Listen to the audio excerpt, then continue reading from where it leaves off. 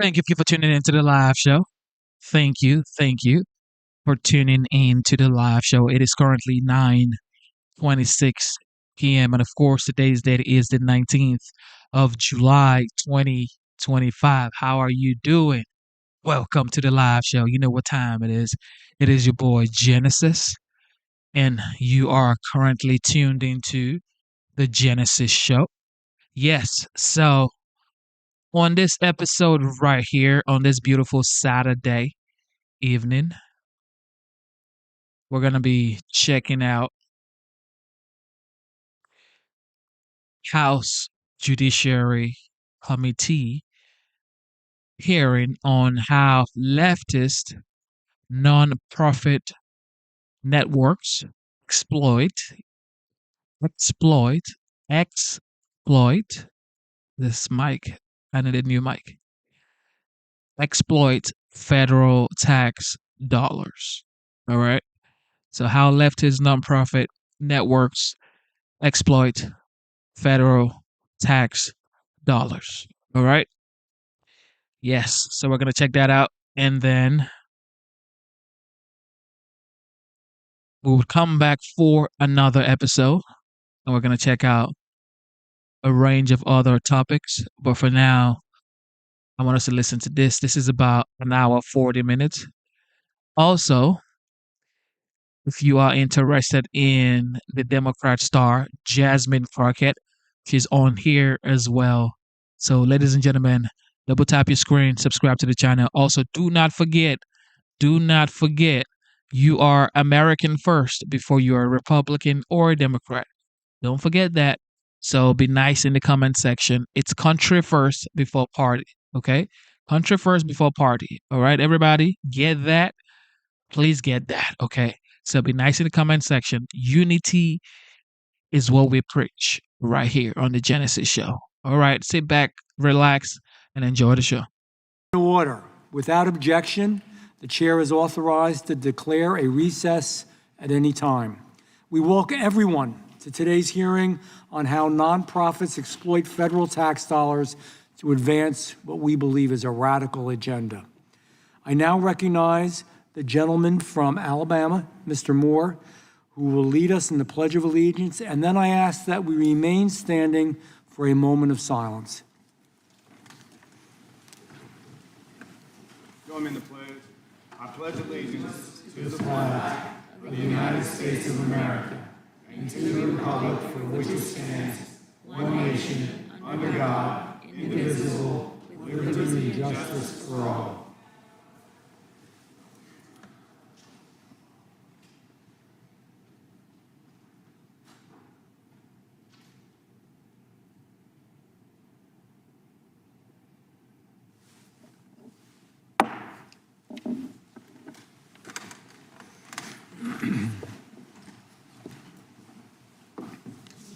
I'm now going to recognize myself for an opening statement.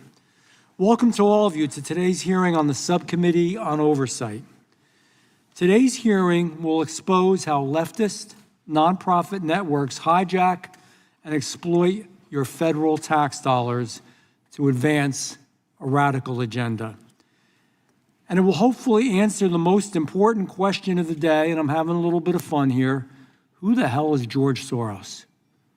We're going to find out. Your tax dollars, your money, money that you earned and you worked hard for, have been funneling into left-wing nonprofits pushing extremist causes. It's not speculation. It's not just an idea. It's a pattern, and it's the truth. Under Democratic leadership, federal agencies awarded hundreds of millions of dollars in grants to supposedly neutral nonprofit organizations.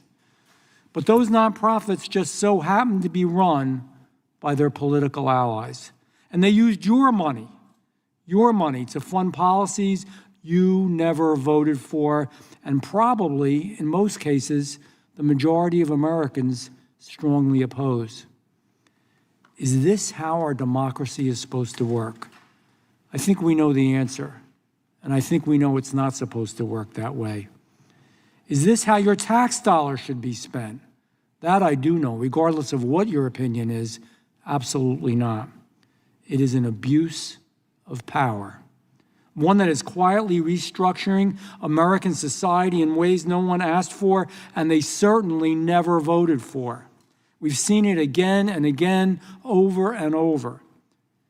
The last administration dispersed $3 billion to a migrant housing group whose employees were accused of sexually abusing children.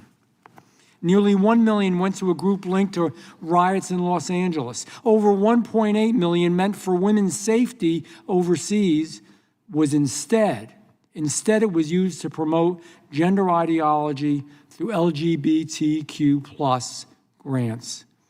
And even if here's the point, even if you agree with the ideology, we should all agree our tax dollars shouldn't be paying for this. And then there's the biggest culprit of them all, the mastermind, the guy behind the curtain, the guy in the dark, George Soros. Who is he? What's he about? He's not just another billionaire with strong opinions. We got plenty of them. He's the architect of an international left-wing influence machine. His Open Society Foundation sits at the center of a global web of nonprofits, grant recipients, political operatives, and shadow partners. And yes, despite his vast wealth, he also takes your tax dollars and uses them as well. Let's look at the facts. The Vera Institute of Justice, Soros connected, received over $60 million in federal contracts from Democrats. Impact Justice, also Soros connected, took in over $30 million to push weak on-crime agendas instead of prosecuting criminals. These are the same groups driving the movement to decriminalize crime, to fund the police, and destabilize our cities. But George Soros does not stop there. He doesn't stop at nonprofits. He's poured tens of millions into buying political influence and quietly bankrolling soft on crime prosecutors and attorneys general in cities like San Francisco, Philadelphia, Chicago, and others. And that's why some of them have become havens for lawlessness. He's buying up radio stations, thousands of them, and media outlets across the country to control the political message and drown out any conservative voice in red states or wherever. That's not philanthropy. That's propaganda. And it's funded with your tax dollars. Beyond the efforts of George Soros, Democrats also funneled over $1 billion in DEI-related grants through the Department of Education. They sent taxpayer funds to anti-Israel groups and climate radicals determined to dismantle American energy independence. USAID used your money to fund, I love this one, I really don't, I'm being sarcastic. Everybody's ready, right? Because I really want to know what the deal is with this. A transgender comic book in Peru, because we don't have needs in our country, right? We've got money to fund a transgender comic book in Peru, and $13 million for Sesame Street in Iraq. Come on, is that American policy? Is that what your paycheck should fund? I don't think so. Regardless of your ideology, I don't think so. Why do we need a government that, this is why, no, I won't even ask the question. I'll say we need a government that is transparent, accountable, and focused on American interests, America first. We've already saved, this administration has already saved $190 billion in taxpayer money by rooting out this waste. That's what accountability looks like. That's what real leadership delivers. Today's hearing isn't just about spreadsheets, and it's not just about budget line items. It's about who controls the country, unelected billionaires or the people who live, vote, and work here. It's about restoring accountability and ending ideological freeloading on the taxpayer's dime. It's about drawing a line in the sand and saying no more. It's about the American people are tired of being lied to. It is about the American people being tired of their money funding somebody else's political agenda. It's about the American people being tired of being ignored. Today, we're going to follow the money. We'll name the names. We lay bare how the system was rigged, and we'll make it clear your tax dollars should serve only one purpose: the interests of the American people, not the Soros agenda, not the nonprofit cartel. You know, it's a neat gig if you can get it. You make a nonprofit, you create a nonprofit, you spend a little bit of money, but then because you got the nonprofit, all kinds of money pours in from the taxpayer. That's not how the system was supposed to work. This country does belong to the American people, and it's time Washington started acting like it. With that, I will I recognize the ranking member, Ms. Crockett. Thank you so much, Mr. Chairman, and thank you so much to our witnesses for being here. Unfortunately, we are witnessing today yet another political stunt, plain and simple. Republicans are here drawing a clear line in the sand. They will stop at nothing to advance Donald Trump's agenda and the dangerous blueprint laid out in Project 2025. Even if it means targeting the very groups that are working to protect our communities and support our law enforcement agencies. Let's be clear, my colleagues across the aisle have shown little to no interest in working with Democrats on real solutions for the American people.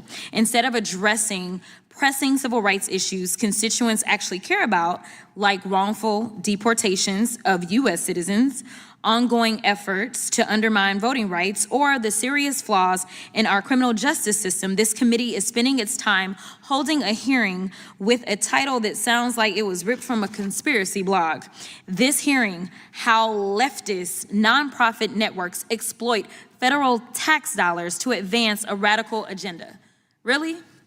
I mean, when I listened to you, Mr. Chairman, who I do respect, I heard you say things about why is it that we're giving money in other places?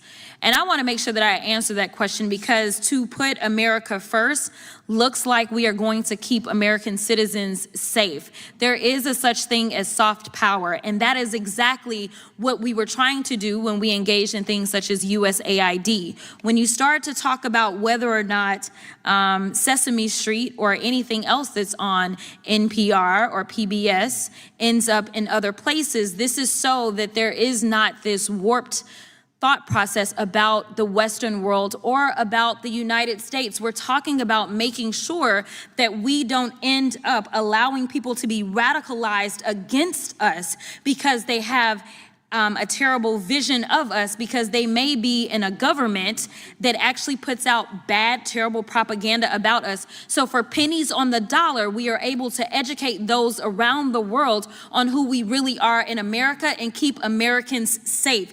Soft power is real power, and it minimizes how much money we have to spend, say, on dropping bombs in countries at a random time without, say, congressional authority. But I digress. This kind of rhetoric, whether directed at nonprofits, their leaders, or elected officials, is not only reckless, it is beneath the dignity of this institution. And sadly, this isn't the first time this has happened. Over the past 6 months, we've seen hearing after hearing do nothing but attack nonprofits, as well as those who are just generally on a mission to serve, protect, and uplift vulnerable communities. In just my own committees, this has got to be the second or third time I've had to sit through the same tired narrative. If my Republican colleagues are truly concerned about taxpayer dollars being misused for political agendas, I'd encourage them to take a long, hard look in the mirror. But since we're here again, spending more of the American people's money and time on political theater, let's at least stick to the facts. Fact. Under the Trump administration, the Department of Justice stripped hundreds of millions of dollars from the Office of Justice programs, money that funded essential community safety initiatives like victim services, gang prevention, and reentry support. Fact, Trump and Republicans slashed grants to organizations like the National Organization for Victim Assistance, which trains advocates who staff domestic violence shelters, hotlines, and rape crisis centers. Fact, They cut over $10 million in funding to the National Policing Institute, a nonprofit helping rural police departments reduce violent crime. Fact, this week, Republicans are trying to gut PEPFAR, a life-saving program that partners with nonprofits around the world and has saved more than 26 million lives. And let's not forget, many of these cuts were laid out in Project 2025, a radical far-right playbook drafted by hyper-conservative nonprofits for the express purpose of dismantling the very government institutions and systems that serve the public good. Ironically, we even have one of the authors of Project 2025 here with us today. So let's not pretend this is about nonprofit accountability, because if it were, this committee would also be investigating the Conservative Partnership Institute, which has pushed anti-immigrant, anti-LGBTQ+, and anti-vaccine propaganda and hosted efforts to challenge the 2020 election. Mind you, as we have these organizations that are pushing anti-vaccine propaganda, we know that measles has reached a 30-year high when measles had actually been over and done with. But now that we don't believe in vaccines, now children are our targets, unfortunately, and yes, they are dying. The New Century Foundation, a white nationalist organization that somehow maintains its 501c3 status to launder hate speech through the language of intellectual inquiry. Or they would investigate Turning Point USA, which has been linked to organizers of the January 6th insurrection. But Republicans aren't talking about those groups because this isn't about accountability. It's about silencing organizations that challenge Republican power. It's about targeting nonprofits that protect the very people this Trump-aligned movement continues to harm. These organizations are defending victims of unlawful actions. They're helping to combat global pandemics. They're supporting police departments when this very committee won't. They're working to build safer, healthier communities while Trump and his allies defund them to hand out tax breaks to billionaires. And maybe that's the real threat here. They're effective. They get people off the streets, out of prison, and into opportunity. They educate people about injustice, and that apparently scares some folks more than any so-called radical agenda. Because the only thing truly radical about these nonprofits is their belief that human beings deserve dignity, opportunity, and equal protection under the law. Values my Republican colleagues seem to have forgotten, along with love thy neighbor. So instead of demonizing the groups trying to do right by our communities, maybe we should be asking how to support them, how to ensure taxpayer dollars reach the people who need them most, because this hearing should be about public safety, not political vendettas. Until that happens, these hearings are doing more harm than good. Thank you, Mr. Chairman, and I yield back. Thank you, Ranking Member. I now recognize the Chairman of the full committee, Chairman Jordan. Thank you, Mr. Chairman. In simple terms, they used your money against you. Took your tax money, spent it on stupid things you don't approve of. This is what the Biden-Harris administration did. Millions of taxpayer dollars on their progressive pet projects. As the chairman highlighted, $1 billion in DEI grants from the Education Department, $2 million in grants for gender ideology from the Justice Department, millions of dollars for progressive criminal justice reforms, radical open border activities, billions and billions of dollars for that. And I think as the chairman mentioned, our favorite, of course, is Sesame Street in Iraq.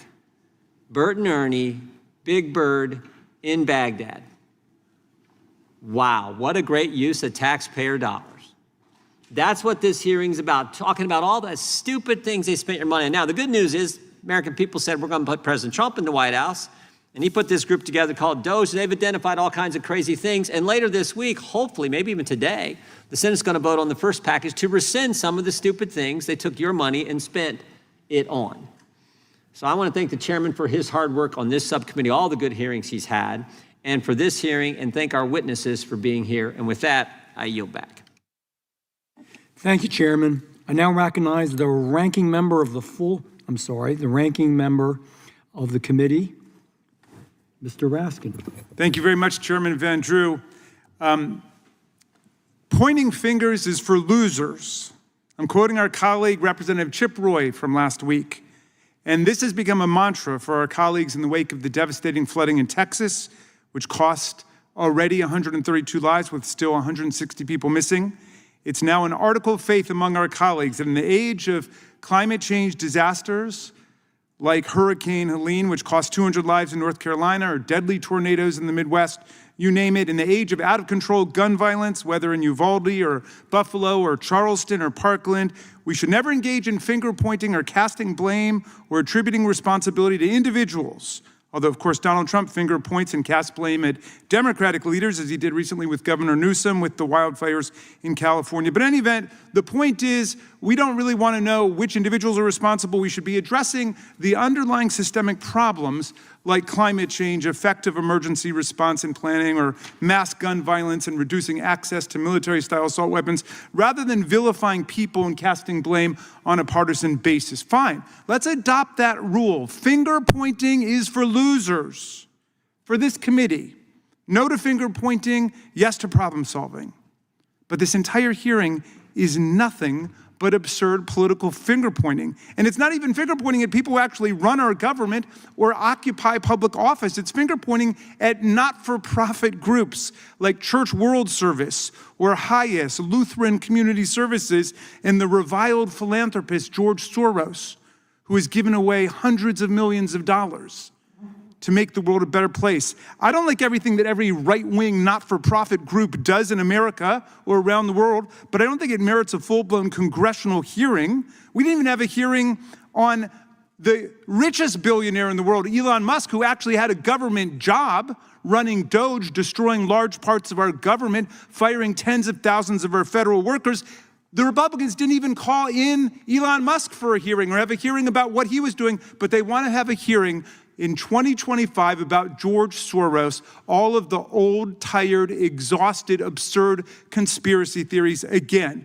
And I don't see any, and these witnesses can correct me if I'm wrong, I perused all their statements. I didn't see a single one of them allege a single crime, anything illegal going on. They just don't like the things that he invests in. They don't like what certain not-for-profit groups do. Well, I don't love everything that the right-wing not-for-profits do. Why are we having a hearing about this? What an absurd waste of time. This hearing, if our motto is going to be finger pointings for losers, this hearing is for losers. Because all it is finger pointing at somebody who doesn't even have political power. This is an oversight hearing before the Oversight Subcommittee that's not doing any oversight on the government. Indeed, the Judiciary Committee has not yet conducted a single oversight meeting this Congress with a single government witness. Not one. They've not called Attorney General Bondi. They've not called FBI Director Patel. They haven't even called anybody to talk about George Soros from the government. They won't subject any of their government officials to any cross-examination by this panel.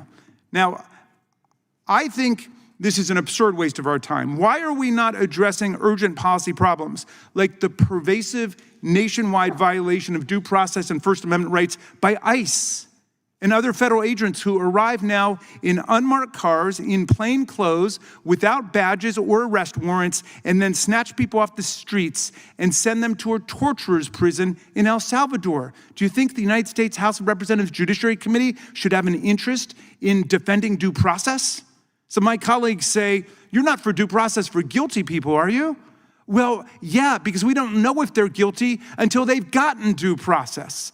That's why due process are the two most beautiful words in the English language. It's what separates our rights and our freedoms from arbitrary state power. Why are we not addressing the threats to the security and safety of judges who are working to uphold the rule of law and now are subject not just to slander and defamation and signs all over Congress saying impeach this judge or that judge for standing up for the Constitution. Now, violent threats, not just to them, but to their family members. Why are we not addressing the mass firing of dozens of experienced crime-fighting federal prosecutors at the Department of Justice who've been fired en masse for the sole reason that they did their job and prosecuted police beaters, violent insurrectionists, and other rioters who attacked the Capitol on January 6, 2021 in order to overthrow a presidential election in the United States of America and attack our Constitution? Why are we not having a hearing about that? We could actually have a hearing. Here's something we could agree on, Mr. Chairman, on a bipartisan basis. Why don't we have a hearing on what the whole country's talking about right now? If you turn on TV and go on the internet, Why don't we have a hearing about the continuing suppression and cover-up of the information in the Epstein files, about a child sex ring run by powerful people? The whole country, not just Republicans and MAGA, but liberal Democrats are in an uproar because President Trump, Attorney General Bondi, and their allies in the DOJ and FBI repeatedly claimed in public that the Epstein files have the names of power elite actors involved in human trafficking and sexual abuse of minors with convicted sex offender Jeffrey Epstein, and they promised to release all the information in the name of maximal transparency. You remember that? They said this would be the most transparent administration in the history of the United States. But now they're shouting nothing to see here, sweeping it all under the rug, steadfastly refusing to release the files despite broad bipartisan demand to release the Epstein files after everything they've said publicly. The Democratic members of this committee sent a letter today at 2 p.m. demanding that the president keep his word and release the files to the American people, and that Chairman Jordan call a bipartisan hearing where we can work together to get to the bottom of this. How about a hearing on that? Do any of my colleagues want to talk about that, or does everybody want to talk about George Soros? I'm curious to know which of my colleagues support our call for a bipartisan hearing on the Epstein files. So here we are at this utterly pointless hearing, spinning absurd, discredited conspiracy theories again about George Soros. And again, I don't see a single claim of any criminality or illegality taking place. They don't like the guy's politics. I can find you 50 right-wing billionaires whose politics I don't like. So what? What an utter absurd waste of time this is. And it's an attempt to change the subject, obviously, from what America wants to talk about now, which is why, after promising for all of these years to release the Epstein files, will President Trump not release them? And we know they were friends, and we know they hung out, and we know there are all these pictures together. We know that Michael Wolff, Trump's biographer, said he saw photographs of Donald Trump and Epstein with minor-age girls. Well, where does that leave us? That doesn't look good if they then cover up all the information. Come clean and release the information, as the Republicans have repeatedly promised to do. So I look forward to hearing if there's any allegations of criminality or illegality. They should be turned over immediately to the Department of Justice today. Otherwise, this hearing, I'm afraid, Mr. Chairman, is for losers. It's about finger pointing at people who don't have any governmental power at all. It's old, recycled allegations, and we're not advancing the ball on anything. At the very least, the Judiciary Committee should be demanding that the Epstein files be made public. That is a bipartisan agenda. At least I thought it was. And if something has changed, please let me know. But I thought that we were all for that together, and we should move on that today. Thank you, and I yield back. Mr. Ranking Member, I thank you for your testimony and fundamentally disagree with you on everything. Without objection, all other opening statements will be included in the record. And we're now going to introduce today's... And please elaborate, if you would, Mr. Chairman. I'm happy to hear it. I don't want to hold up the whole hearing, so it would take a considerable amount of time. It really would. And I want to give these fine gentlemen a chance from both sides of the aisle to place their testimony into the record. But we certainly could do that, and we may as we move along. Now, today's witnesses. Thank you for being here, all of you. Mr. Tyler O'Neill. Mr. O'Neill is a senior editor at the Daily Signal, a news and commentary outlet.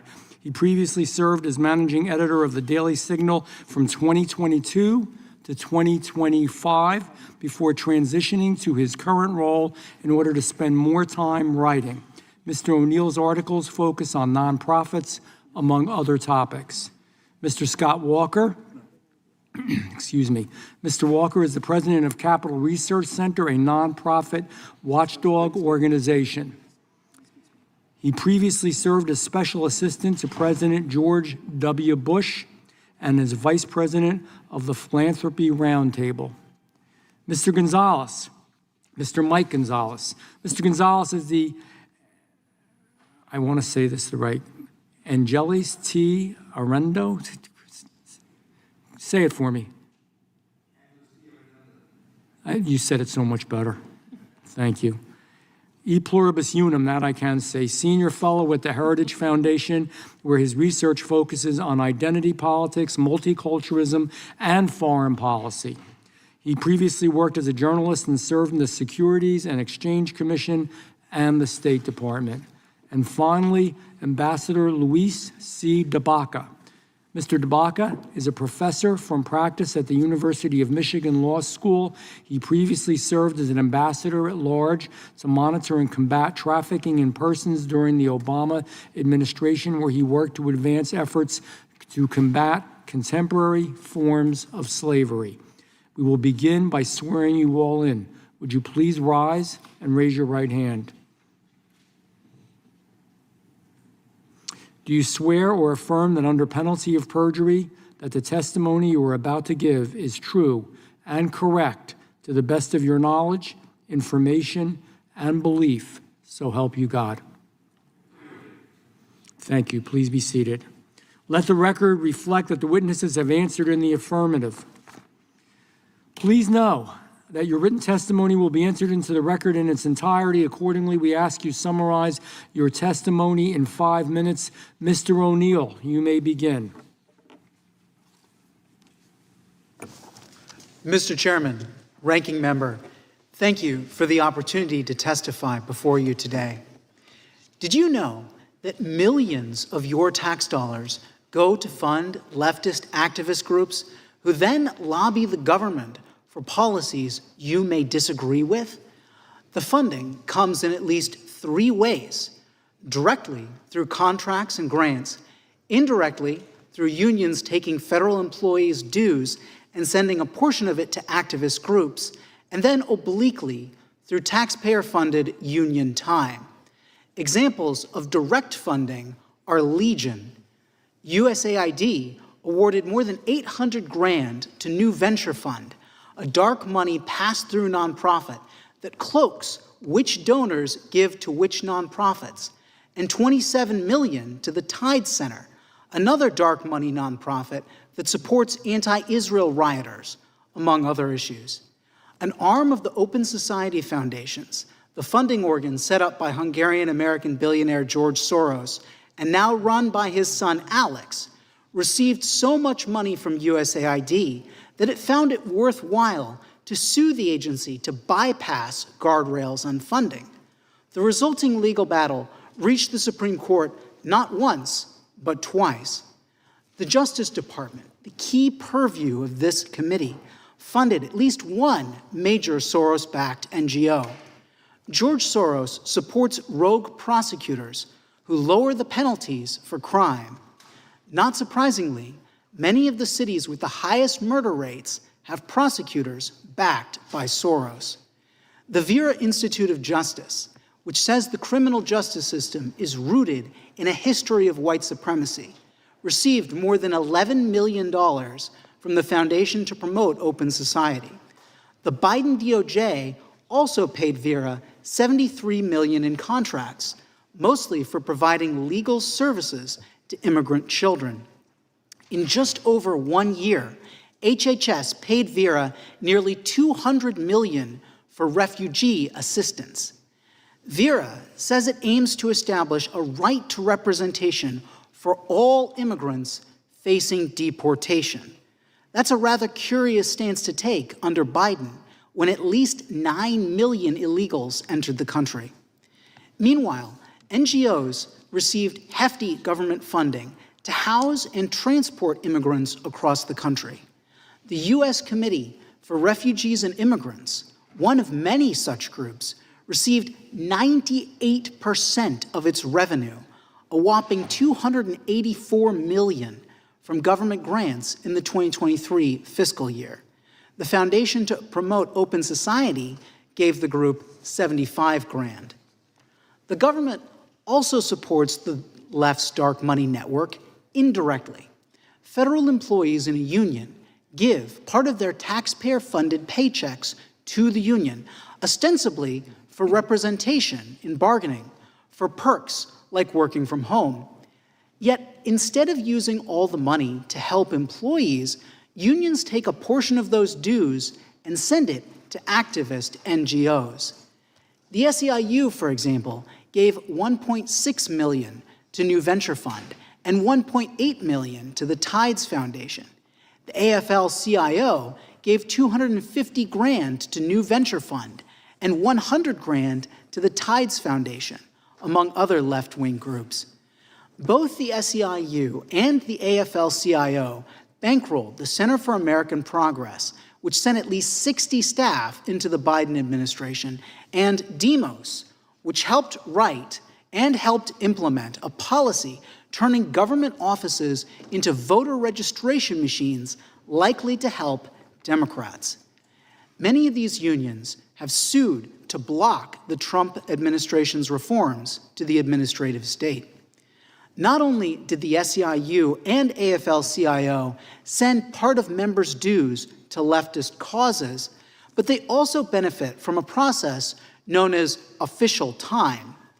Federal employees can bill the taxpayer for time they spend not doing their jobs, but doing work for the union. This creates another stream of taxpayer funds supporting unions that then back leftist causes. As we've seen, your tax dollars fund the left's dark money network through grants, indirectly through union dues, and obliquely through taxpayer-funded union time. In this and other ways, Americans are forced to foot the bill for activist causes they may disagree with, like climate alarmism, gender ideology, open borders, and the left's racial rhetoric. Congress should seek to prevent this perverse state of affairs. Thank you, Mr. O'Neill. Mr. Walter, you may begin. Thank you. Chairman Van Drew, Ranking Member Crockett, distinguished members of the subcommittee, thank you for the honor of testifying. I'm president of the Capital Research Center, where we study money flows to nonprofits and other special interests. America's nonprofit sector is one of her glories, the envy of the world. But though I admire many American nonprofits, including, for instance, the Heritage Foundation, I don't want tax dollars going to Heritage or to my own nonprofit. And neither they nor we ever have or will accept a penny of government money. If tax dollars ever go to a nonprofit, it should probably be performing biblical good works, healing the sick, feeding the hungry, clothing the naked, and the like.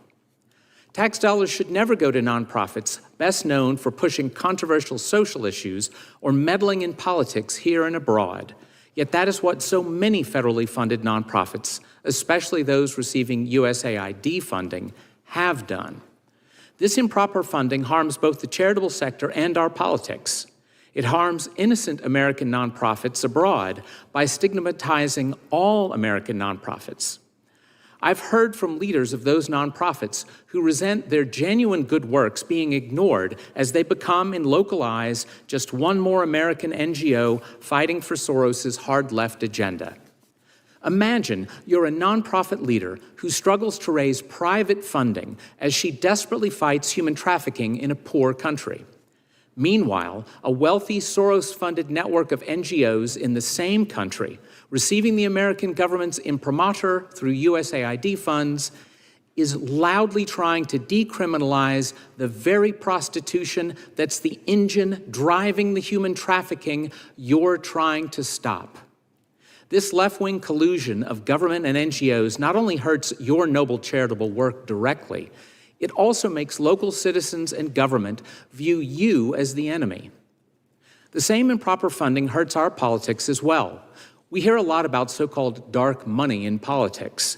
But what is darker than the funding of alleged charities that work in foreign countries to elect politicians they like to, say, the European Parliament, or to enact government policies involving controversial issues like prostitution and abortion, or even to change entire regimes? Much evidence has been published on the Soros' network trying to do these things, as well as on the NGO networks of other American billionaires, including those with the same last name, Foundation. My written testimony documents massive amounts of tax dollars going to numerous improper grantees. Examples include the 15 groups receiving federal funds who sued the current administration in just its first month. 4 were Justice Department grantees, 3 USAID grantees. Then there's Trans-Latina Coalition, a radical group that advocates for, among other things, expanding abortion, abolishing ICE, and one day abolishing the police. It received funding from Justice as well as Labor and HHS. Fully half its 2023 revenues came from government, proving that so many NGOs, non-governmental organizations, are really BGOs, basically government organizations. Another group should especially worry this Judiciary Committee, the Environmental Law Institute, which receives funds not only from Justice, but also from the EPA, the National Science Foundation, and the Departments of Homeland Security, Agriculture, and State. It runs the notorious Climate Judiciary Project, which allegedly educates federal and state judges on climate issues, but whose speakers, as one critic notes, come exclusively from the Climate Tort Bar's witnesses and amicus brief filers. Senator Cruz accurately describes it as ex parte indoctrination. Many more grantees boosting the left's agenda occur in the immigration field. As one critic puts it, billions of tax dollars have been used to construct a shadow immigration system that operates in direct defiance of U.S. federal immigration law, yet is financed partly by congressional appropriations. One Justice Department grantee in this area is Chinese for Affirmative Action, which denounced Secretary Rubio's policy of revoking visas for persons tied to the Chinese Communist Party as racist and dangerous. Another Justice grantee and contractor is the Acacia Center for Justice, spun off from the Vera Institute, a hard-left, Soros-backed group famous for its soft on crime, soft on illegal immigration advocacy.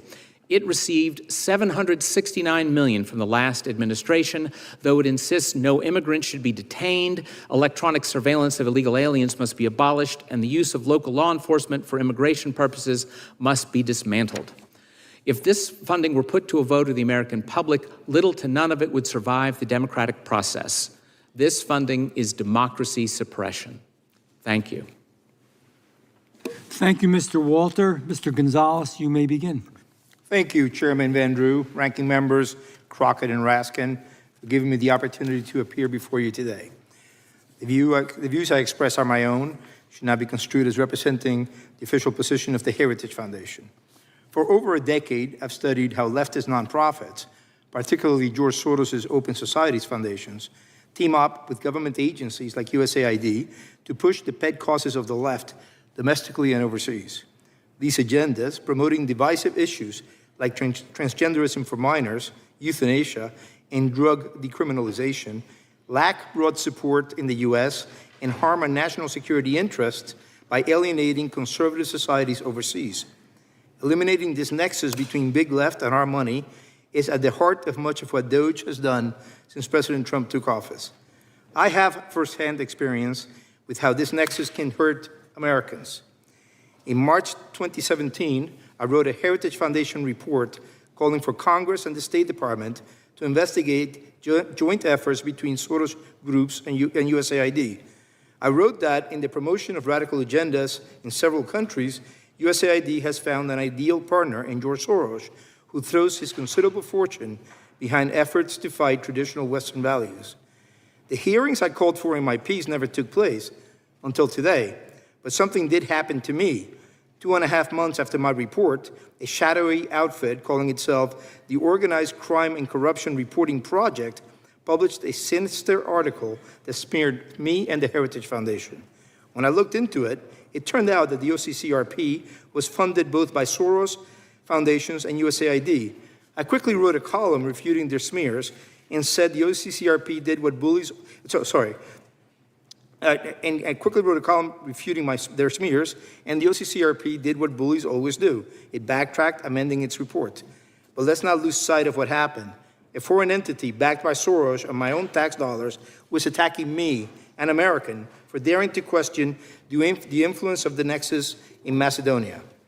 I want to underline that I believe it is Soros' right to spend his money supporting his convictions. I may not agree with these ideas, but I would not call for interference in any American's right to act politically. Likewise, of course, some of the USAID programs did do good. I'm glad that Secretary Rubio says he will keep some programs if they advance U.S. interests. What I do take issue with is the U.S. government working with leftist NGOs to promote causes with which large majorities of Americans disagree and which are inimical to U.S. interests. You see, the left has cleverly built a machine to finance itself with money that the taxman extorts from hardworking Americans. Because it has captured the cultural heights, this new left has been able to invent some terms that make resistance difficult. Thus, we have sustainability, sex workers, and compassion care, rather than economy-crushing climate extremism, prostitution, and human trafficking, and killing grandma once she's become a burden. It doesn't matter what you call any of these activities, however. They all turn cities into Dante-esque hellholes and leave behind human debris, men and women who are empty husks rather than beings with purpose and hope. The collusion between big left and taxpayer money peaked under the Obama and Biden administrations. In Guatemala, USAID's focus on activists who also received financing from Soros institutions and the Ford Foundation, frustrated the pro-US President Alejandro Giammattei, who once told me he thought our embassy was undermining his government. In Hungary, USAID provided funding to the OSF, which went on to spend $781 million between 2016 and 2023 in pursuit of its political agenda. Hungary, lest we forget, is a strategically located U.S. ally, whether liberals like its pro-U.S. prime minister or not. And the same thing happened in Macedonia, where an advisor to former President Ivanov, also pro-U.S., told me that USAID and OSF had begun a regime change operation. Dismantling this nexus is critical. This is why President Trump has taken up arms against woke universities, museums, public broadcasters, a battle being played out in the Senate today, and other institutions laundering the hard-earned money of Americans on behalf of cultural Marxism. However, I also urge this committee to demand a comprehensive audit of USAID in government entities to expose how taxpayer money is spent and with whom. I want to thank you for your time and for letting me address this important matter. Thank you, Mr. Gonzalez. Ambassador Debbaca, you may begin. Chairman Van Drew, Ranking and Chairman Jordan, Ranking Members Raskin and Crockett, members of the subcommittee. I'm Luis C. Debbaca, a proud alum of the Judiciary Committee staff. It's an honor to be back in this room. I spent almost 25 years in government, much of it investigating and prosecuting cases involving human trafficking and others' crimes. America has always led the fight against transnational crime, especially human trafficking, and I've seen firsthand how important law enforcement and NGO partnerships are from across the ideological spectrum in protecting the American people. Those partnerships can't be assembled in the middle of a case. It's too late at that point. And so DOJ, USAID, and the State Department worked collaboratively to bring criminals to justice and save and support victims of trafficking and sexual abuse around the world. But it takes partners, motivated by their faith, by their dedication to crime victims, and their compassion for the abused and neglected. NGOs and governments worked together and made Americans safer. Some highlights. We worked with environmental groups and the Catholic Church to rescue Filipino and Indonesian workers lured into horrible conditions at sea. In Mexico, USAID funding stood up modern court systems that could withstand the pressure of the cartels, while DOJ provided prosecutor training and the State Department supported evangelical groups in providing shelter to sex trafficking victims. In Peru, Justice, Aid, and State coordinated funding to entities that ran the gamut from law enforcement to legal service providers to Catholic nuns, all in order to choke off the profits from illegal gold mining and the sex trafficking that followed in its wake. And today, DHS seizures of slave-made goods continue and hopefully intensifies because of partnerships with NGOs who bring credible referrals about Uyghur and other forced labor in the supply chain. These efforts worked thanks to the support of Congress, interagency coordination, and vital collaboration with NGOs. It's a fight that's always been proudly bipartisan and powered by right-left coalitions because it embodies American values.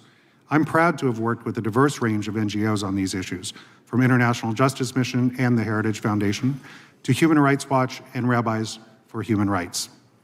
Not all of the NGOs apply for government funding, but when they do, they receive support that comes with the highest standards. They're subjected to thorough reviews, including vetting to prevent trafficking, terrorism, human rights violations, or other criminal activity. Congress provided the rules guiding these reviews, and when I was in government, we worked closely with our committees of oversight every step of the way.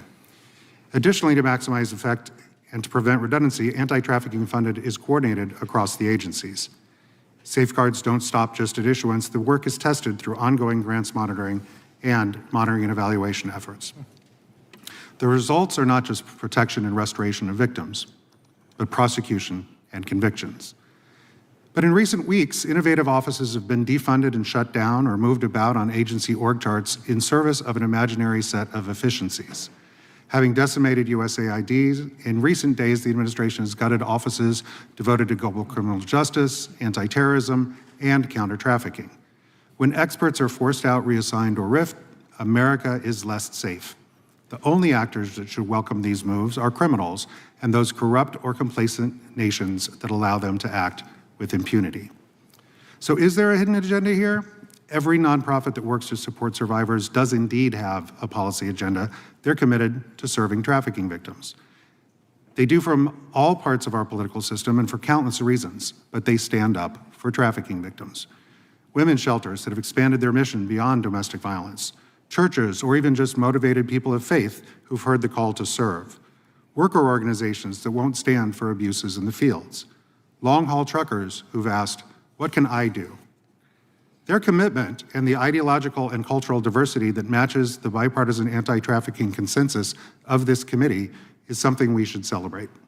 They deserve our thanks and the thanks of the American people for their tireless efforts. For me, this goes beyond my law enforcement career. My parents weren't just farmers and ranchers. They implemented these types of partnerships during the Cold War. During the first Bush administration, the government sent my parents out to help post-socialist societies transition to a capitalist agricultural system. Later, my mother witnessed the Chinese showing up in West Africa, competing for the hearts and minds of the Ghanaian people through road building projects. But today, my 90-year-old mother worries about the price she can get for her soybeans, given the sudden reduction of U.S. food assistance. And she worries about the loss of American power and stature in the world. Stepping away from U.S. leadership doesn't just impact that village in Africa, it impacts the small towns of rural America, for whom feeding the world and raising a family is everything. Stepping away from the United States leadership and partnerships that advance them make us less safe at home and abroad. Thank you, and I look forward to your questions. Thank you, Ambassador Debbaca. Without objection, Mr. Kiley will be permitted to participate in today's hearing for the purpose of questioning the witnesses if a member yields him time for that purpose. We are now going to proceed under the 5-minute rule with questions. And the chair will recognize, let me see who's going to go first here. Actually, you ready? Okay. The chair will recognize the gentleman from Alabama. Thank you, Mr. Chairman, and this will be for our Republican witnesses. What are some of the worst federal grants that the Biden-Harris administration approved? What about it, Mr. O'Neill? What's your opinion? What's the worst federal grant that you heard, your top 10 maybe? There are too many to choose from, but I think the biggest overall is just the way that we funded the immigration industrial complex that moved illegal aliens across the country through, as the Heritage Foundation's project showed, to every single congressional district except one. Mr. Gonzalez, do you have a worst? Yeah, I would say the grants that Samantha Power, the head of USAID, and USAID itself made to Hungarian opposition forces in 2023, I think it was. Hungary is a NATO ally, which borders Ukraine. We shouldn't be trying to do regime change, as our ambassador was doing in Budapest. This is not soft power. This is the opposite. So that was really, I don't know, very counterproductive, I think, to the kind of policy we should have with an ally. With an ally, and Viktor Orban is a fine president and ally of the country. So he's the prime minister, yes. The left doesn't like him. He's very pro-U.S. Yes. I don't, whatever. Either way, we shouldn't be doing this in an allied country. And securing their borders. He was pretty prone on that, too. Mr. Walter, what about it? What's your? I too am overwhelmed a little by the question, and I default to a website, actually, that we have called the dogefiles.org, which lists lists what we believe to be the worst grants from most of the main departments of the federal government. So, Mr. O'Neill, how many individuals involved in these leftist dark money groups worked within the Biden-Harris administration? Any idea?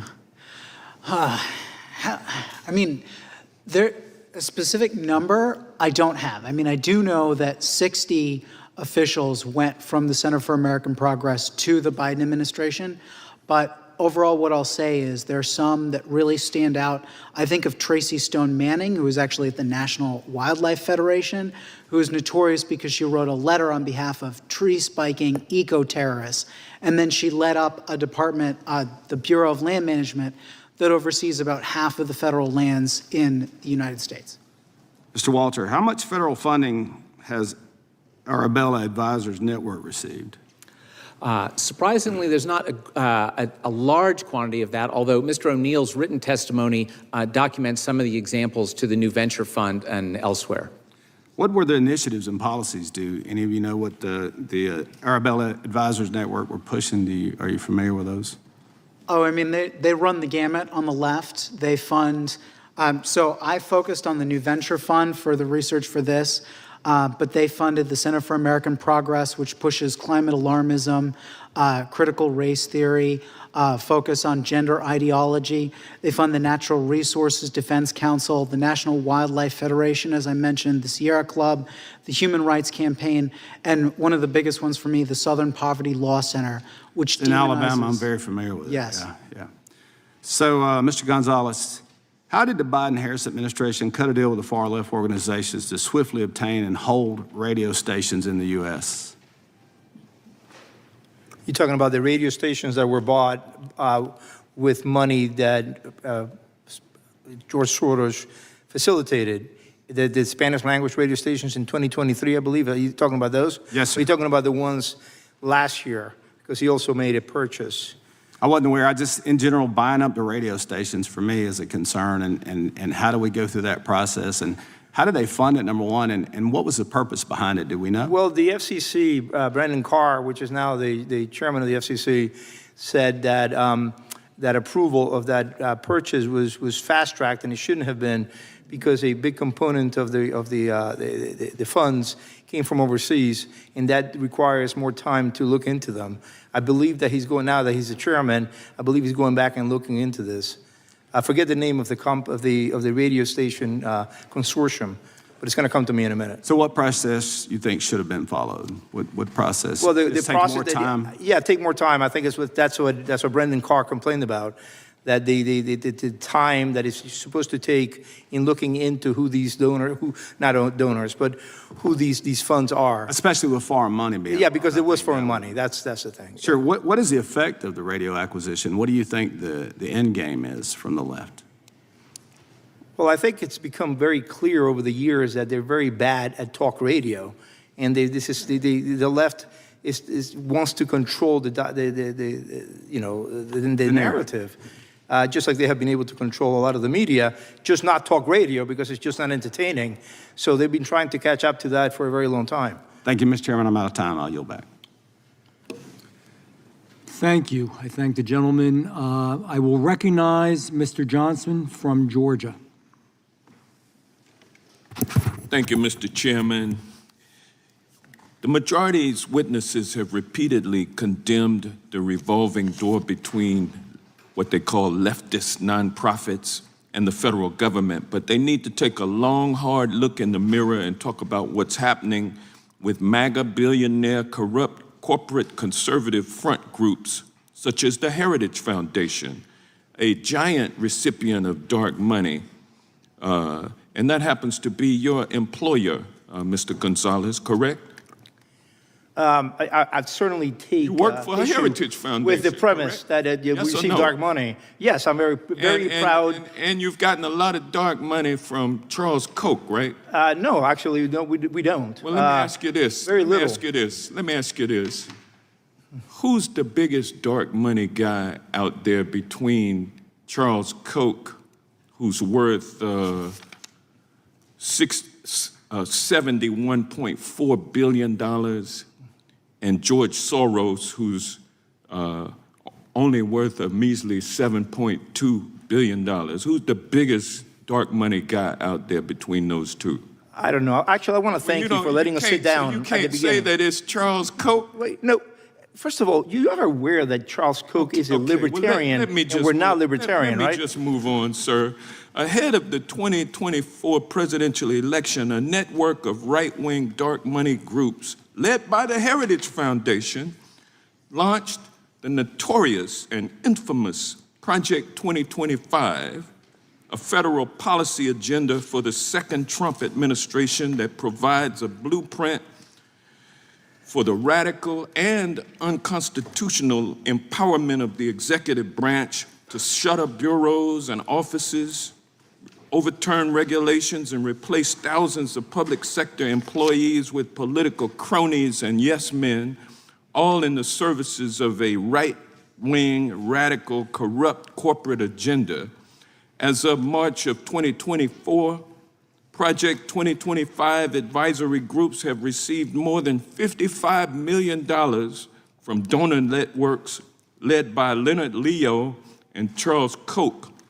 Now, during the campaign, which billionaire Elon Musk, by the way, purchased with about $275 million in dark money, Donald Trump swore he had nothing to do with Project 2025.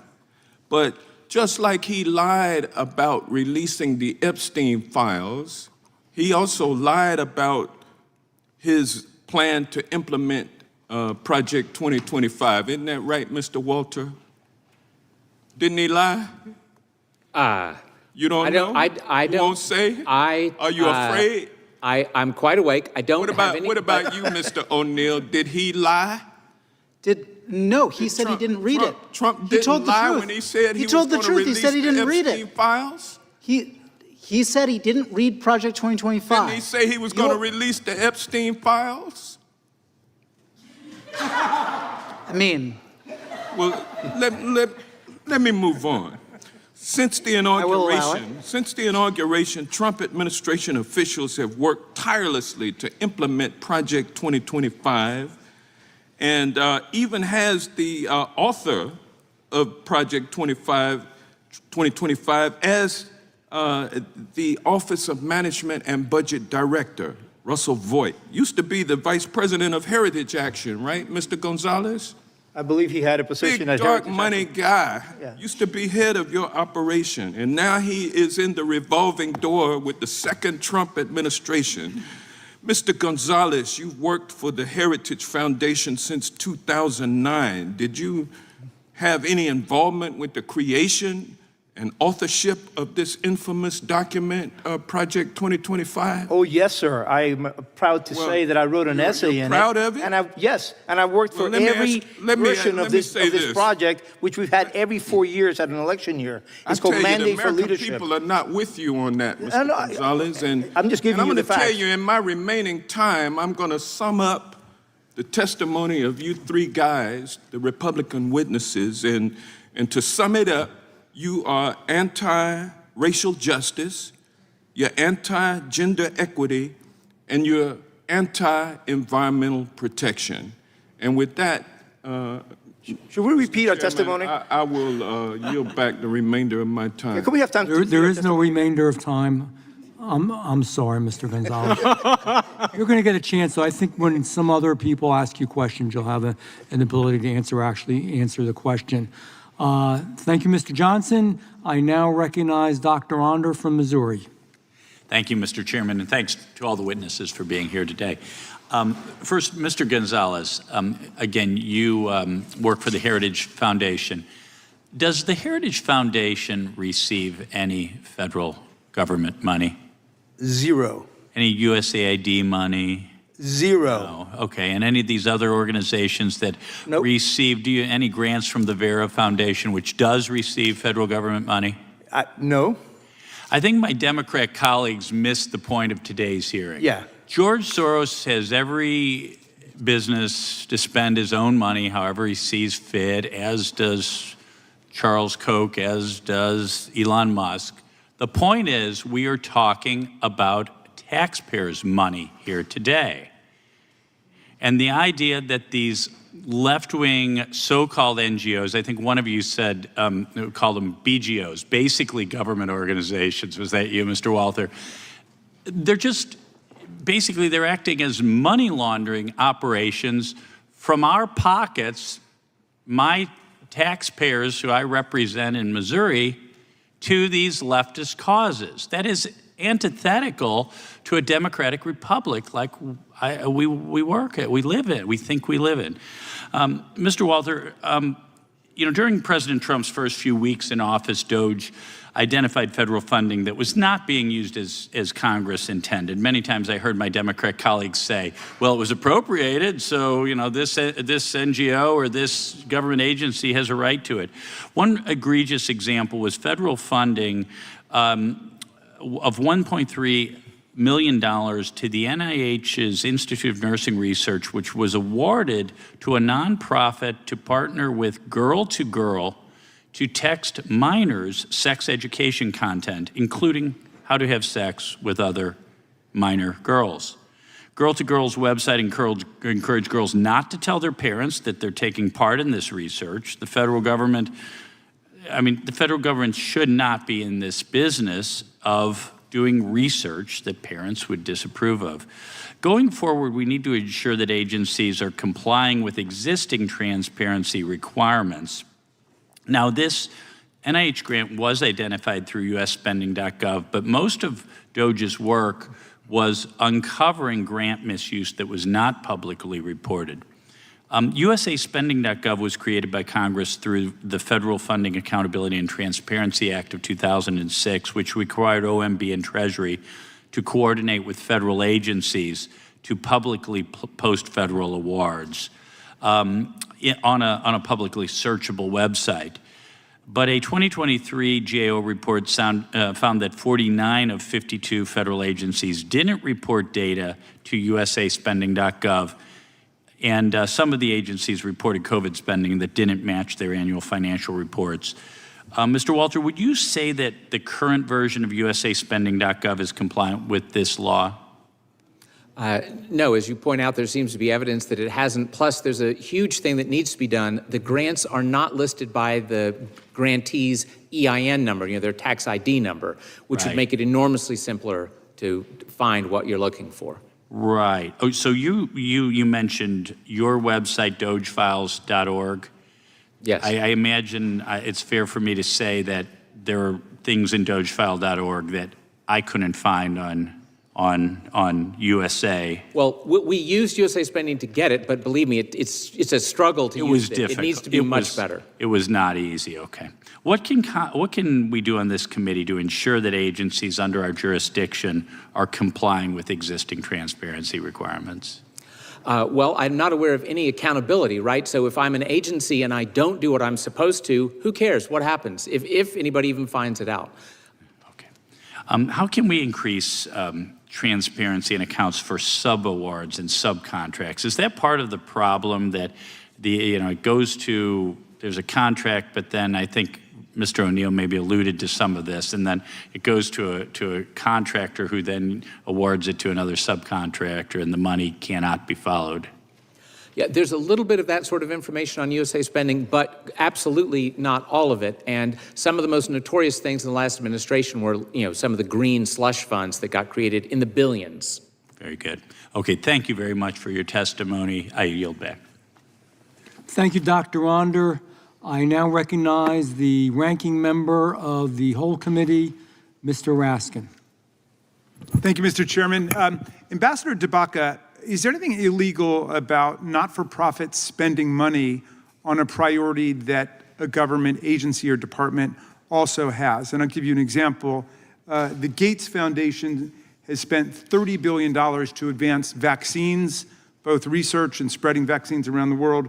USAID spent $3 billion over the last decade on that. Is that either illegal or unusual that you would have a convergence of the not-for-profit philanthropic sector with a governmental priority? It's not illegal, and in fact, it is a best practice so that you can extend both the governmental and the philanthropic spending. And presumably we could expect the same thing under R.F. Kennedy Jr., who opposes vaccines. He opposes vaccine research. He wants to stop vaccine programs, and presumably he's going to, all of the same people that he just packed the advisory committee with will be getting grants to go and try to stop vaccine research. And as our colleagues constantly say, that's elections count. Elections matter, and RFK Jr. is in there. So there's not much that can be done about it. We can have a hearing lamenting it and bewailing it. I'd much rather have money going into promoting vaccine research and distribution than opposing it, but that's the difference between our two parties. Is there anything illegal about people in not-for-profits going to work in the federal government in a new administration? No, sir. In fact, a great example of that is this guy, Ed Martin, who was for a while the acting U.S. attorney in the District of Columbia. They were forced to withdraw his nomination when it turned out that his close friend is a neo-Nazi who dresses up like Adolf Hitler, and they just switched over to appointing him to a non-confirmable position in the Department of Justice, believe it or not, running the task force on weaponization. But in any event, he ran something called the Patriot Freedom Project, which is a 501c3 not-for-profit organization that supported January 6 defendants and their families, more than 100 criminal defendants, including people who violently assaulted our police officers, wounding them, injuring them, disfiguring them, permanently disabling them.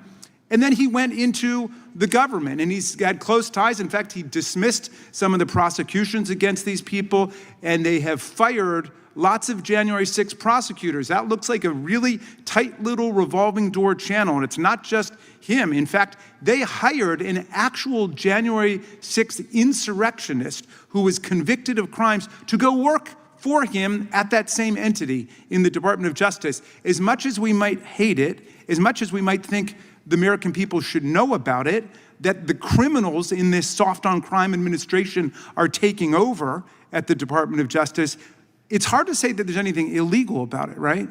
So if somebody goes from working at the Gates Foundation or the Open Society Institute at the State Department, is there anything illegal or criminal about that? Is there anything that should cause public alarm in the way these gentlemen are trying to stimulate it? No, sir. Well, in fact, is there anything illegal about the government if it's spending funds appropriately, giving to organizations that other people disagree with? I think some of the witnesses were saying the vast majority of people disagree with it, which of course our colleagues would answer by saying that's what elections are for. In other words, we've elected a particular government. Now I'll give you an example of that. I just looked it up. $434 million has gone in the first Trump administration, and I'm sure more will flow now, to crisis pregnancy centers, okay? Who, from our perspective, lure young people in and give them distorted or tilted information about abortion. And I'm sure that's what they say about Planned Parenthood. Okay, that's politics. People have different perspectives on things. But hundreds of millions, presumably billions of dollars are gonna go to the crisis pregnancy centers, which a lot of people think are completely objectionable. Is that illegal because some other people disagree with it? It is not. It's not illegal, it's not criminal. This hearing is just weird. It's just people getting up and complaining about things that happen under administration they disagree with when the administration they agree with is doing the exact same thing on a mirror image basis. But there's something that everybody here, at least I used to think, agreed with, which is let's release the Epstein files.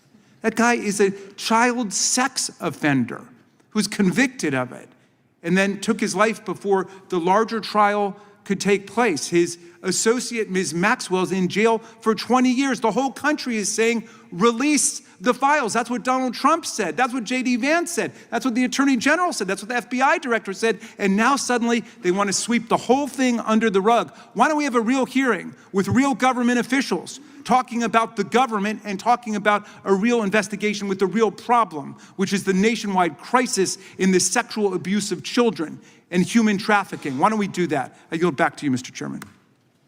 Ranking member yields back. And with that, I believe that Mr. Schmidt, you're going to yield your time. Is that correct? Okay, so Mr. Schmidt is going to yield his time to Mr. Kiley, who's not going to speak quite yet because Mr. Gill is in front of you, but I wanted to make that note. Okay, thank you, Mr. Schmidt. With that, Mr. Gill is next in line from the great state of Texas.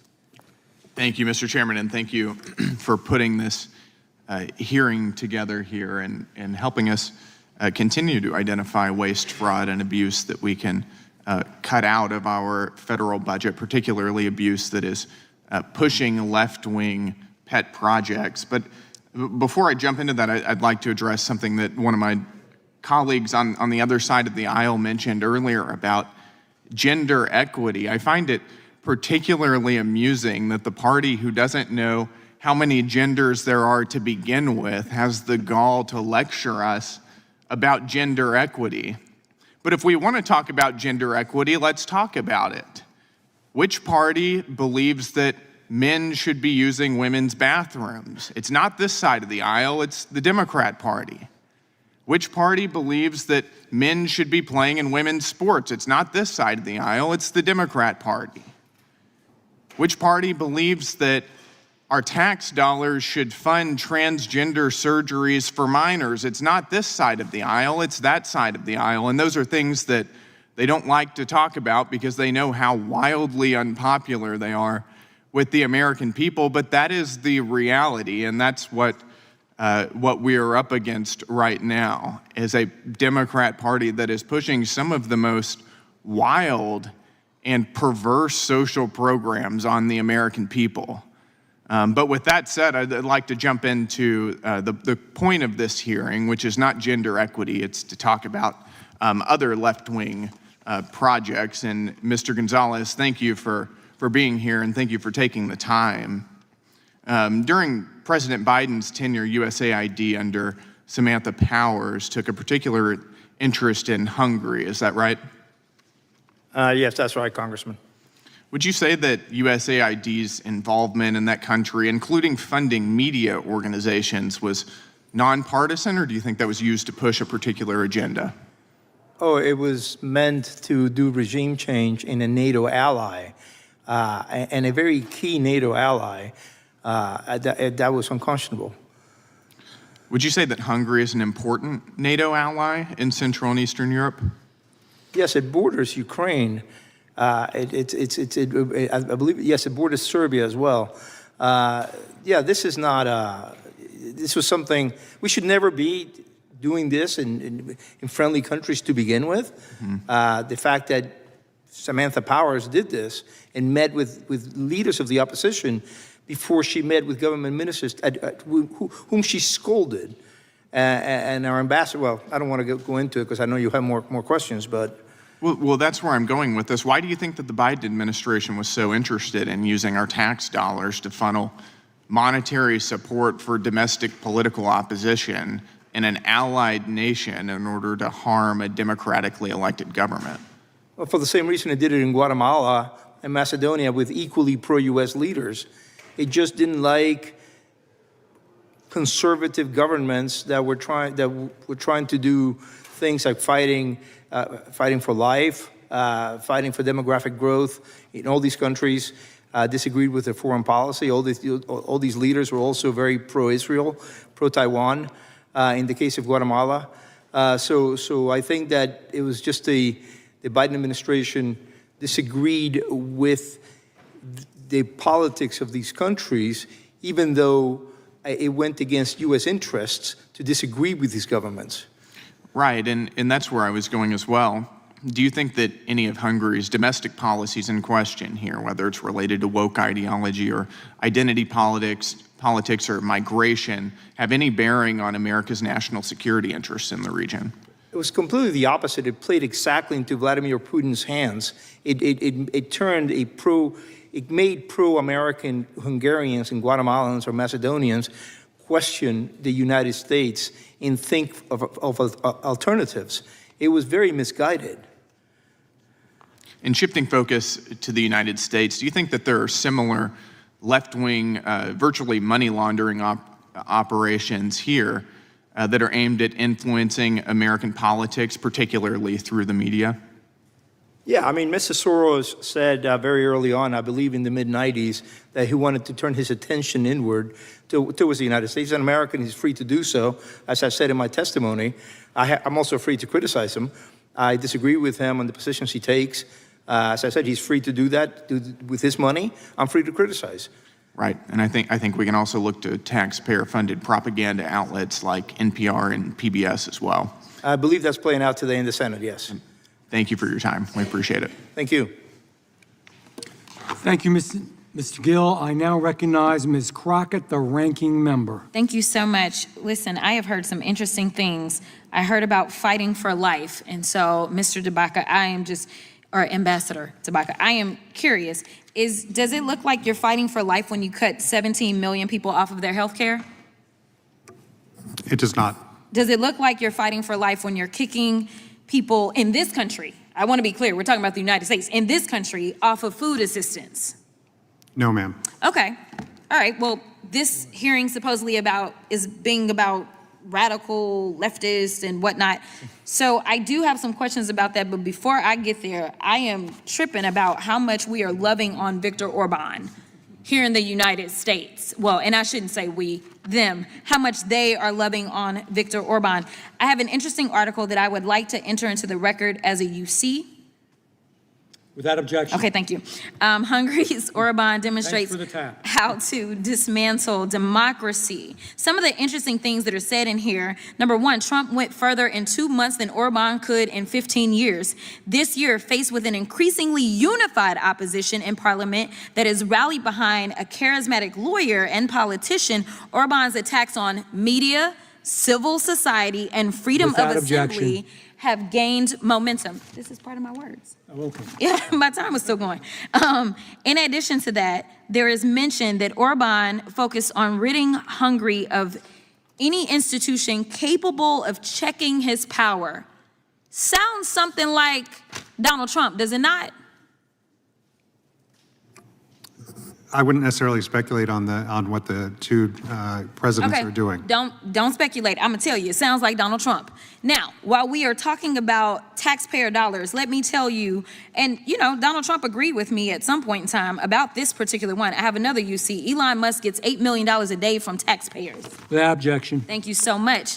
Listen, if we want to start talking about who's donating to who and who's getting money, last time I checked, Elon Musk did close to $300 million to get him into office, and it seems like there was a direct payment right back to him. I get that it's not a not-for-profit, but at the same time, it is federal dollars. And you know what?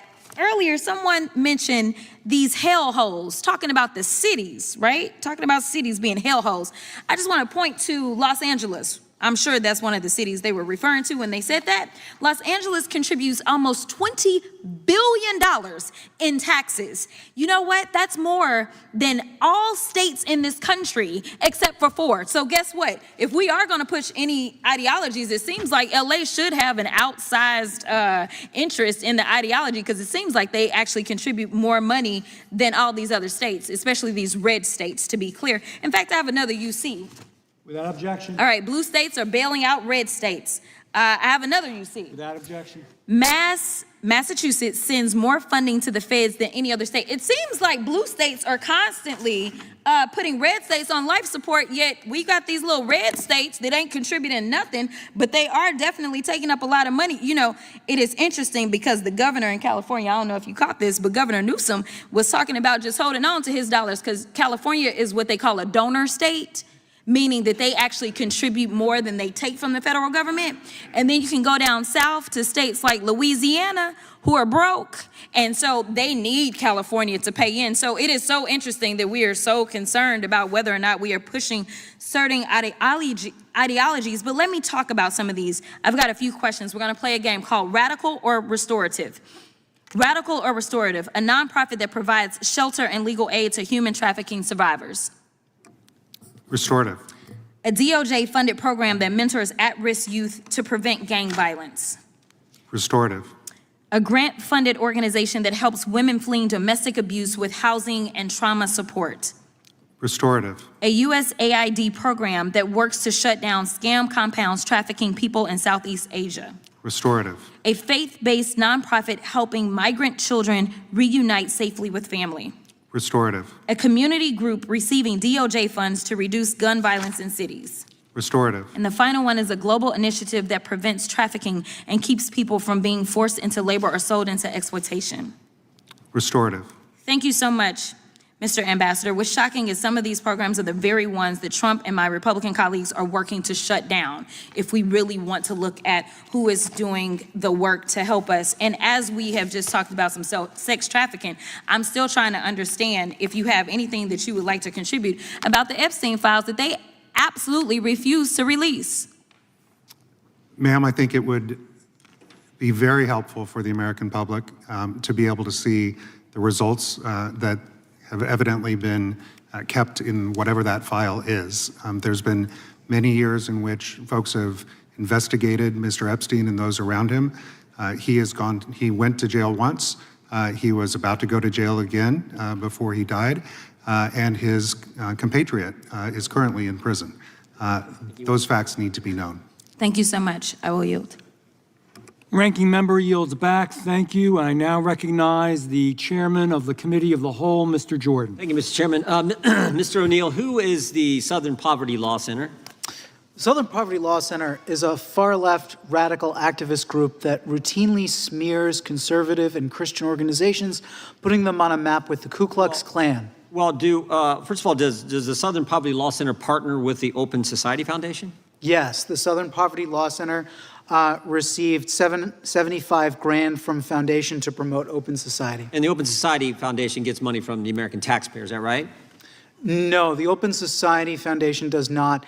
There was an arm of the Open Society Foundation that is now closed that received a large number. Yes. It did get. Okay. And as you pointed out, the Southern Poverty Law Center labels a lot of conservative groups as hate groups. Yes, right? Including Focus on the Family this year.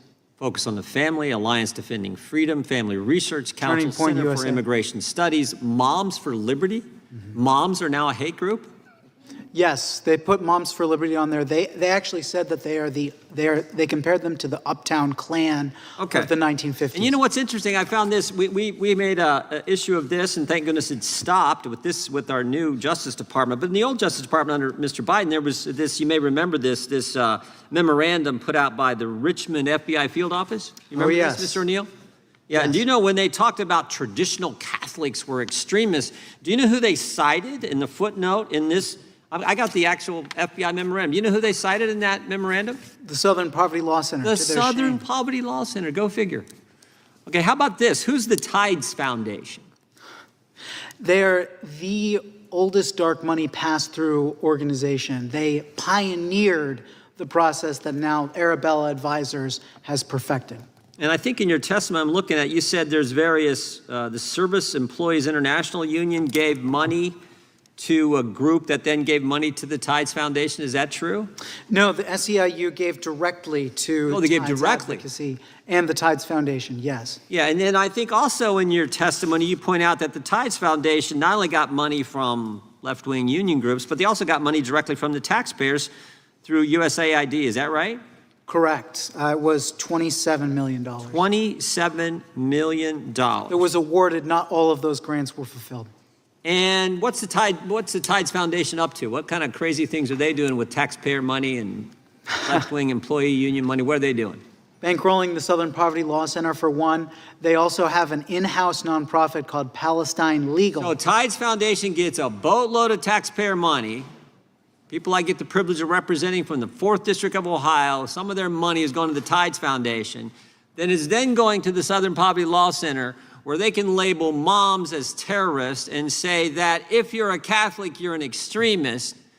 That all happens with American tax dollars. Is that right? We don't have concrete proof of the fact of the Tides Center receiving money that they then gave to the Southern Poverty Law Center. Money's fungible. We're not. So your overall point is 100%. Okay. So that's all happening here in the United States, but it's even worse, right? Because the Tides Foundation also gets involved, Mr. Gonzalez was pointing to this, gets involved overseas as well. And one of the things we know they're doing, correct me if I'm wrong, Mr. O'Neill, that we know they're doing is they're taking some of that money to undermine our allies and friends like Prime Minister Netanyahu in the state of Israel. Is that right? Well, one of the big things they have is an in-house nonprofit representing anti-Israel rioters on college campuses called Palestine Legal. Yeah. So yes. So they're doing it here and there, undermining Israel here and there, anti-Semitic activity here on our campuses, all with American tax money. Wow. Yeah. Wow, and the other side says again, Mr. Van Drew shouldn't be having this hearing. Are you kidding me? American tax dollars used to say, moms are terrorists, we're gonna go after pro-life Catholics, and our best friend internationally, our best ally, the state of Israel, we're gonna undermine their government while we're at it. Such a deal for the taxpayers, huh? On the point from Ranking Member Raskin, he noted that George Soros does not have power. Alex Soros was asked if he would run for office, and he said that he would not because he believes that as head of the Open Society Foundations, he has more power than he ever would if he had any office in the land. Well, based on what we just described, it sure looks like they got a lot of influence. And all we're saying is maybe we shouldn't send American tax dollars to these organizations that are undermining American taxpayers. Wow. And somehow we're not supposed to have this hearing. I yield back. Will the gentleman yield just quickly? All I want to say, I didn't say he didn't have power. I said he did not have official governmental power. Thank you. I have a UC. Gentleman yields back without objection. This is from the Pennsylvania Independent. Convicted sex offender serves as faith leader of Philly Moms for Liberty chapter. We'll now recognize Mr. Kiley. Thank you, Mr. Chair. I did want to briefly address a comment that the ranking member, the representative from Texas, made about my state, California, claiming that our state gives disproportionately to the federal government and is some sort of donor state. Actually, the state of California gives nothing to the federal government. Individuals and businesses do pay taxes, and Governor Newsom's suggestion that we should withhold those taxes, as our Treasury Secretary has pointed out, is threatening to commit the felony of criminal tax evasion. As to this notion that Los Angeles is somehow a model of good governance, just today, Los Angeles came out with its new homelessness numbers. The current count is 72,308. The police chief in LA has formally advised people not to wear jewelry when they go outside because they will get mugged. The city just announced 614 layoffs because the finances are such a mess. And this is to say nothing of the recent riots and the catastrophic wildfires that came after the mayor defunded the fire department. But on to the topic of today's hearing. It's bad enough that we have all of this funding going towards NGOs that then support radical ideological causes. Sort of the logical next step that we've seen is funding organizations that then directly commit or facilitate criminal activity. And this is exactly what we saw with respect to the recent riots in Los Angeles, where you had a group known as CHRLA, the Center for Humane Immigration Rights Los Angeles, that played a central role in organizing the riots. They made use of a hotline through Signal where they would inform rioters at any given moment where ICE personnel could be found, so those individuals could then converge, they could disrupt their operations, they could use commercial dumpsters as battering rams, they could assault officers, and so forth. CHRLA, by the way, has been implicated in other ways in all of the recent chaos that we've seen. For example, the incident where tire spikes were used to disable the vehicles of Border Patrol. The individuals engaging in these crimes were carrying the tire spikes in bags with CHRLA's name on them. And to top it all off, Karen Bass's recent proposal to give cash cards to illegal immigrants supposedly affected by ICE operations are being distributed to them by, you guessed it, CHRLA. So I've introduced a bill, the No Tax Dollars for Riots Act, which will make sure that organizations like this do not continue to get funding, and indeed that they cannot claim tax-exempt status. President Trump has enthusiastically endorsed that bill and said it should be passed immediately. On top of that, this committee, the House Judiciary Committee, has opened an investigation into CHRLA's use of the federal funding that it received during the Biden administration. It also received $34 million from California, accounting for the vast majority of its revenue. It's effectively a subsidiary of the state, or a subsidiary of the sanctuary state, if you will. So with all that being said, Mr. O'Neill, or if Mr. Gonzalez or our other witnesses would like to chime in on this, how problematic is this that we now have these public taxpayer funds being used to directly facilitate criminal activity? Extremely. Thank you for your question. Yes, in fact, a lot of the riots we have seen on our streets, the college encampments, all of these things are paid for. With Shirley, I think, by the way, received $30 million, if I'm working from memory. 34 million, most recently from the state. Yeah, most recently from the taxpayer, and thank you for making that distinction between the state of California and California's hard-put taxpayers. So Sherlock just raked in government money and was one of the organizers of the riots we saw in Los Angeles. But everywhere we've seen, you talked about the Tides Foundation, in New York, the Answer Coalition, Students for Justice in Palestine, all these groups are either received funding from these dark money people or are fiscal, or these dark money centers are fiscal sponsors of them. So, I think it is very concerning, even in cases where, and I think in these cases that I'm talking about, crimes have been committed, but even in cases where it's not illegal or criminal, there's such a thing as unseemly and disturbing, and we should be able to talk about these things. Absolutely, and there's certainly a whole range of conduct that is objectionable, but it's particularly objectionable where the funds are used in a way that actually violates other laws that we have in place. Thank you very much to my colleague from Kansas, Mr. Schmidt, for yielding the time. I yield the remainder of my time to the chair. Thank you, Mr. Kiley. And I recognize myself for 5 minutes. I almost don't know where to begin. It was interesting, all the back and forth. And I do have to say this, and it's partially complimentary, and it's just an observation. I do have to admit my friends to the left of me, both geographically and also politically, they're good. They're really good at it. And Mr. Raskin, both of you are, but all of you are actually. Mr. Raskin, particularly good at conflating and blurring. He mentioned immigration. I always bring this up through other hearings as well.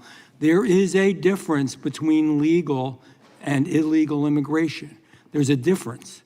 And nobody on this side has any problem with legal immigration. That's what makes America. And let's be clear about it. Illegal immigration, and in some cases where we had people on the terror watch list that were in this country and people that had were convicted or indicted of crimes, either on their country of origin or here, yeah, we're against that. Absolutely. I think we'll all say it proudly. We're against it.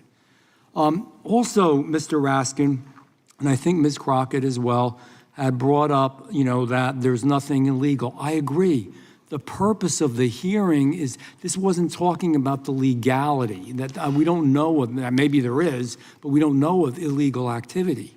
But the point is, it's distasteful, it's disturbing, it's disgusting. And if the American public had to sit through this today and other hearings we've had, they would be very deeply upset at where their money is going. Mr. Raskin called this a loser hearing. You know who's losing? The taxpayers, the union members, when their money gets drained away to go for these things that the vast majority of them do not believe in. Mr. Soros is good at this, and that's why we're doing this. We didn't say we should take him to jail tomorrow, but he's good at it.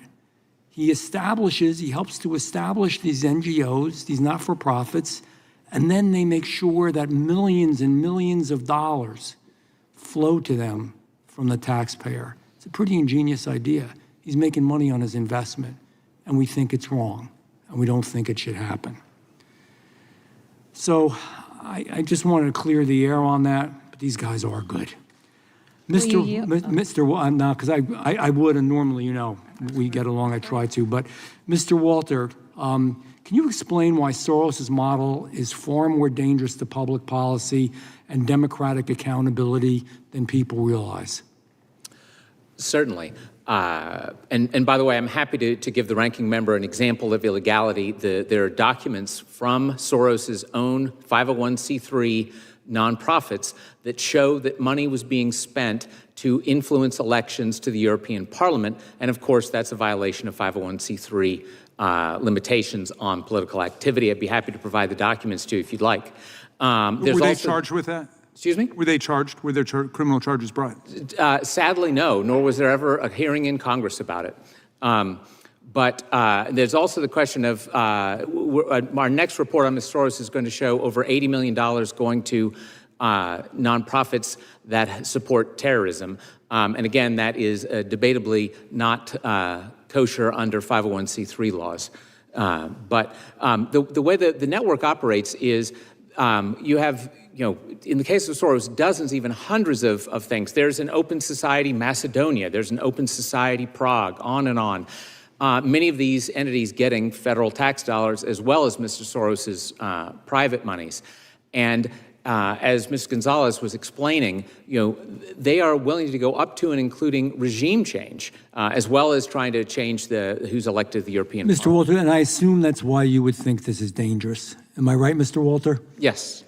I mean, this is a dangerous situation, and you even bring a good point. Some of it very well may be illegal, but at the very, very least, it's disturbing, distasteful, of concern, and that's why we're having the hearing. The American people, I know, and I wish millions are watching this. Quite frankly, they're not. Deserve to know about this disturbing information. That's the point of this. One other quick thing, too, by the way, Please quickly, because I have other questions. Ambassador Debbaca has been a hero in fighting human trafficking. Soros, on the other hand, is one of the greatest pushers of decriminalizing prostitution throughout the entire world, which is one of the engines of human trafficking. There's a journal article on precisely that. Thank you, Mr. Walter.